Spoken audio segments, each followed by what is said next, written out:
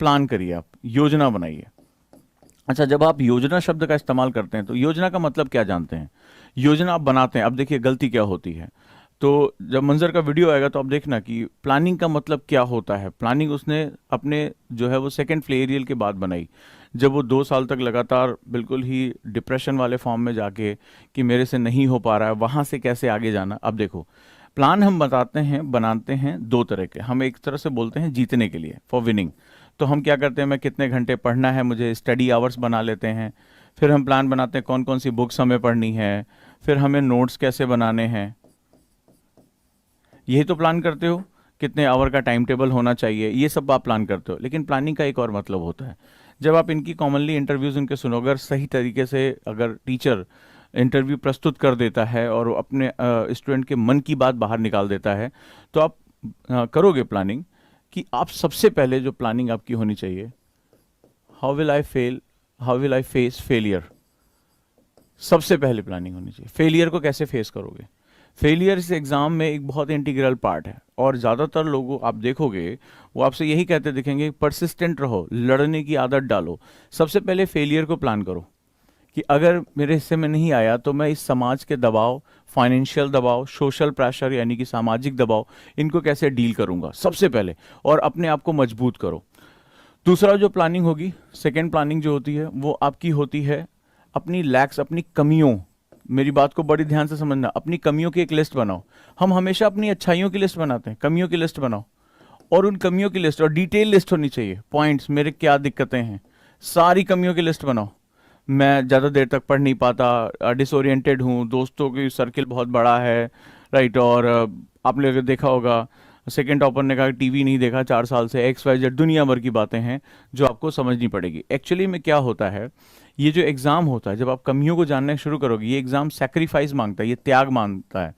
और ये त्याग आपकी जितनी बड़ी आप रैंक चाहते हो कि अब मेरी रैंक कितनी बड़ी हो, इनमें से बहुत से तोड़ देने वाले मेहनत इन्होंने की थी, ठीक है, उतना ही सामाजिक दबाव सहा था। क्योंकि आप लोग तो सिर्फ फोटो देख रहे हो, आप लोग तो सिर्फ इनको चमकते हुए देख रहे हो। इनके पीछे का, जब ये स्टूडेंट के रूप में पैजामा पहन के जो है वो टी शर्ट पहन के पुरानी गंदी सी और पढ़ाई कर रहे होते हैं, ठीक है, और ये जब कोहनियों ऐसे रखे रख के जब दर्द हो जाती है, ये आपने नहीं देखा है अभी, वो हम जानते हैं, ठीक है। तो वो उसी तरह से परेशान, पता नहीं इस बार होगा कि नहीं होगा, घबराहट हो रही है, डर लग रहा है, नहीं अच्छा होगा, लेकिन कह रहे हैं तो हाथ कांप रहा है। तो वो आपने नहीं देखा है, तो वो फेज वही बताने की आपको कोशिश कर रहा हूँ, वो चीज़ बताने की कोशिश कर रहा हूँ जो एग्जैक्टली आपको चाहिए। तो दूसरी जो चीज़ है वो कमियों की लिस्ट बनाओ, और इन कमियों की लिस्ट बहुत डिटेल लिस्ट होना चाहिए, एकदम माइक्रो लेवल एनालिसिस। शांत होकर चुपचाप कमरे में बैठो और अपनी कमियों को आइडेंटिफाई करो। आपको बोलने में दिक्कत है, आपको इसमें पता है एक रिजल्ट इसमें ऐसा है, मैं जब आपको दिखाऊंगा, अगर मैं आपसे कहूँ कि वो स्टैमर हकलाते हैं, तो आप विश्वास नहीं करोगे, सिलेक्शन हो चुका है और पकड़ नहीं पाओगे। और उनको ज़्यादातर लोगों ने कहा कि तुम्हारे बोलने में दिक्कत है, लेकिन एक बेसिक थेरेपी, एक बेसिक जो है प्रैक्टिस की वजह से आप अंदाज़ा भी नहीं लगा पाओगे कि ये व्यक्ति स्टैमर करता है। तो आदमी अपनी कमियों पर काबू पाता है। इतना लो कॉन्फिडेंस, सर सब लोग कह रहे हैं नहीं हो पाएगा, दिक्कत है बोलने में, करो, चुपचाप करो, कॉन्फिडेंट रहो और देखो कैसे होगा।